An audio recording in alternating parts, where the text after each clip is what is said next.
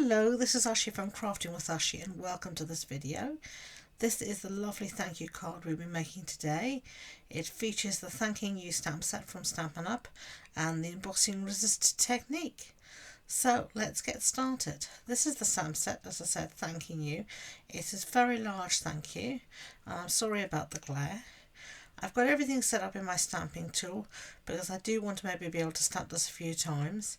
And I'm just going to use my embossing powder, or rather my embossing buddy, to put down some powder so that my Versamark ink, my embossing powder will only stick where my Versamark ink is. Sorry about that.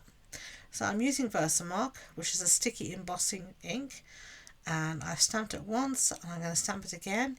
You won't be able to see this at all on camera because it's clear, but you can sort of see it in real life. So give that a really good press down, make sure you get good contact everywhere. Take that out. Now I'm going to bring my embossing powder, and you could use clear embossing powder or you could use white.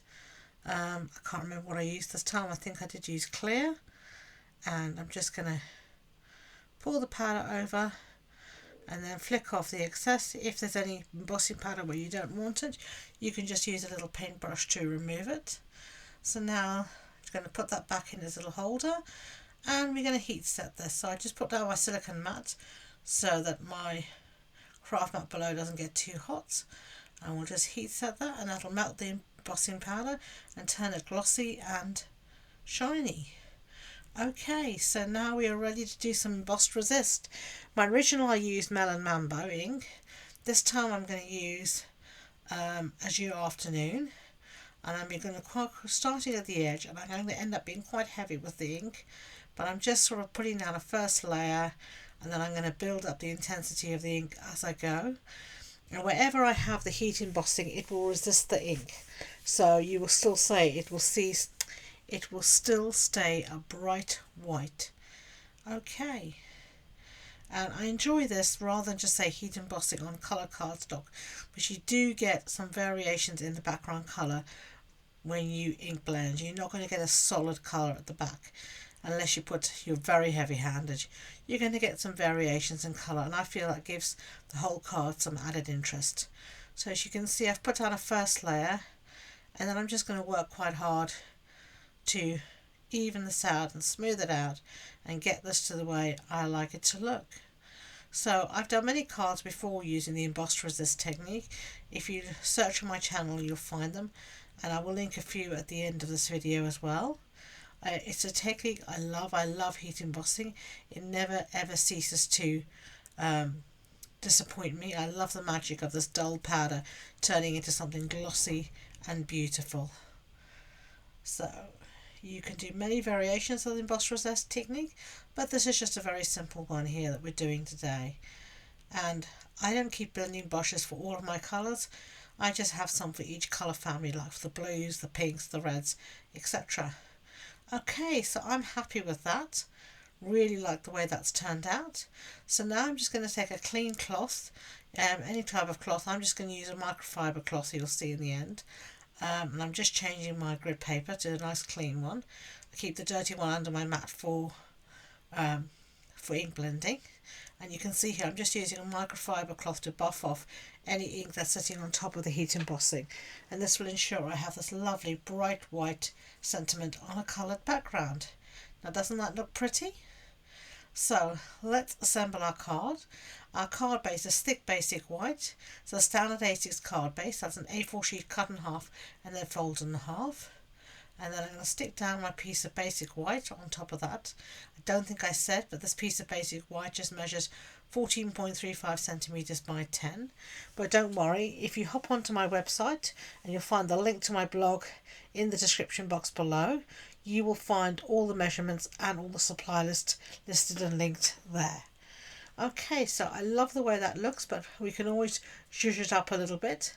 So I've brought in here the fully flowering ephemera pack from Stampin Up, and I love these packs. I've used them time and time again, and there just seems to be tons of ephemera left. It never seems to run out.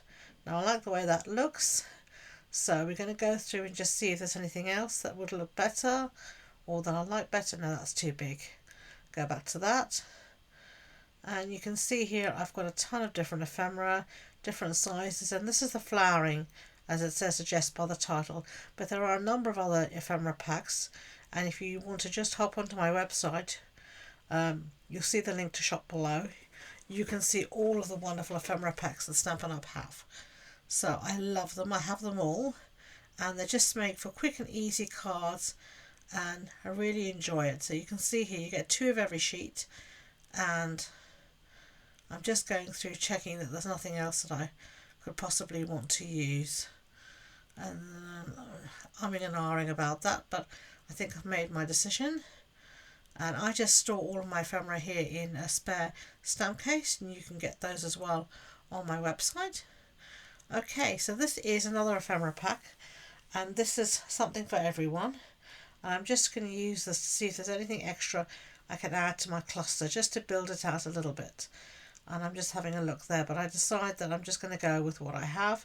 Sweet and simple.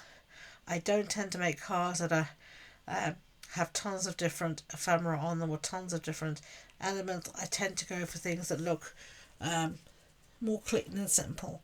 So I'm just going to add this little bit of embellishment there. So I have these different gems here. I've got the adhesive back metallic gems, and I've also got these other ones. These are the pearl trios, and I'm just trying to decide which ones I want to use, and I decide against those. So then I go for my bin of embellishments that you can see here. This is how I store all of my embellishments, and I think I'm going to look for something to see. Those are my shiny rhinestones, and I think I'm going to end up with rhinestones. So I store them all in these little pockets, and I'm going through to decide what do I want to use. And these are actually the in colour shimmer gems, and this is what I end up using because I feel these match the floral image the best. And I'm just going to add a few here and there all over my card, and I'm just going to keep to the sort of diagonal theme going from the top left to the bottom right. There we go. So there are 2 cards. So I hope you like them. As I said, you can find all the links below in the description box, and if you enjoyed this video, don't forget to hit that subscribe button and give it a big thumbs up. So until next time, enjoy being creative. Bye.